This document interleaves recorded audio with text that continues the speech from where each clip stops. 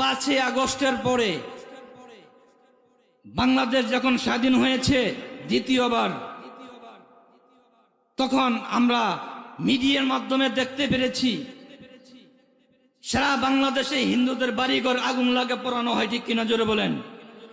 হিন্দুদের বাড়িঘর মন্দিরকে আগুন লাগে ভাঙচুর করা হয়, আগুন লেগে জ্বালিয়ে দেওয়া হয়।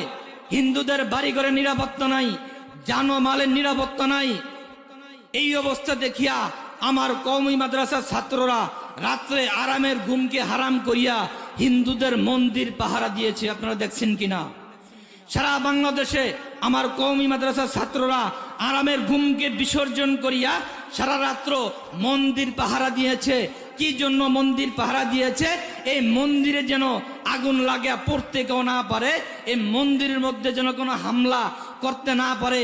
যখন ফজরের নামাজের সময় হয়ে যায়, এই মন্দিরের সামনে দাঁড়ায়া রাস্তায় আমার কওমি মাদ্রাসার ছাত্ররা নামাজ আদায় করেছে। ঠিক কিনা জোরে বলেন? আজকে দুঃখের সাথে বলতে হয় 5ই আগস্টের পরে হিন্দুদের বাড়িঘর নিরাপত্তার জন্য আমার কওমি মাদ্রাসার ছাত্ররা নিরাপত্তা দিয়েছে, কওমি মাদ্রাসার ওলামা একরাম নিরাপত্তা দিয়েছে।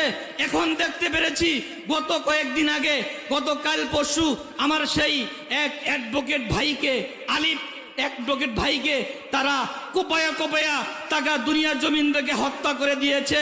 আমরা হিন্দুদেরকে বলতে চাই, লাকুম দীনুকুম ওয়ালিয়া দিন, লা ইকরাহা ফিদ্দিন।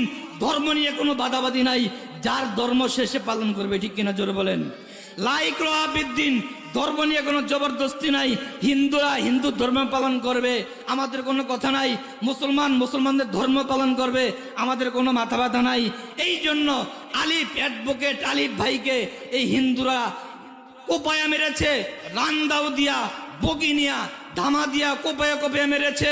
আমি এই যে বাংলাদেশের একটা সংগঠন আছে ইসকন নামের সংগঠন, ইসকন সংগঠনকে অবশ্যই বাংলার জমিন থেকে নিষিদ্ধ ঘোষণা করতে হবে। ঠিক কিনা জোরে বলেন? আরো জোরে বলেন ঠিক কিনা?